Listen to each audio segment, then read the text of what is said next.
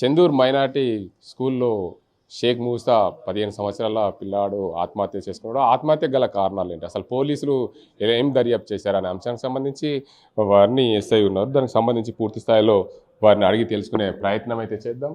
మొత్తంగా షేక్ మూసా 10వ తరగతి చదువుతున్న నేపథ్యంలో ఆ స్కూల్లో అందరూ పిల్లలు ఉన్న క్రమంలో ఆత్మహత్య చేసుకున్నాడా లేకపోతే ఏంది అనే కోణంలో కూడా పూర్తిగా దర్యాప్తు అయితే చేస్తున్నారు వారిని పోలీసులు. చెందూరు మైనార్టీ పాఠశాలలో చదువుకున్న ఆ విద్యార్థికి అసలు ఏం జరిగింది, జరిగిన కారణాలు ఏంటి, ఆ ఘటనలో అసలు ఎలాంటి ఉద్దేశం మీద ఆత్మహత్య చేసుకున్నాడు అనే అంశానికి సంబంధించి పోలీసులు ఏం నిర్ధారణకు వచ్చిండ్రు, కుటుంబ సభ్యులు ఏమంటున్నారనే కోణంలో కూడా వర్ణి ఎస్ఐ మనతో ఉన్నారు. వారిని అడిగైతే తెలుసుకునే ప్రయత్నం చేద్దాం. వారికి సంబంధించి ఎంక్వైరీ ఎక్కడి వరకు వచ్చింది, ఆ ఎంక్వైరీలో ఏం తెలిసింది, ప్రాథమిక సమాచారం వరకు ఎలాంటి ప్రాథమిక సమాచారం ఉందనే కోణంలో కూడా పూర్తి స్థాయిలో తెలుసుకునే ప్రయత్నాలు అయితే చేద్దాం. మొత్తానికి ఏదైతే వర్ణిలో షేక్ మూసా అనే 10వ తరగతి పిల్లాడు ఆత్మహత్య చేసుకోవడానికి గల కారణాలు ఏంటి, ప్రధానంగా చదువు ఒత్తిడా లేకపోతే ఇంకేమైనా ఈ కుటుంబ సమస్యల కారణాలు ఉన్నాయా, అనారోగ్య సమస్యలు ఏమైనా ఉన్నాయా అనే కోణంలో కూడా పూర్తిగా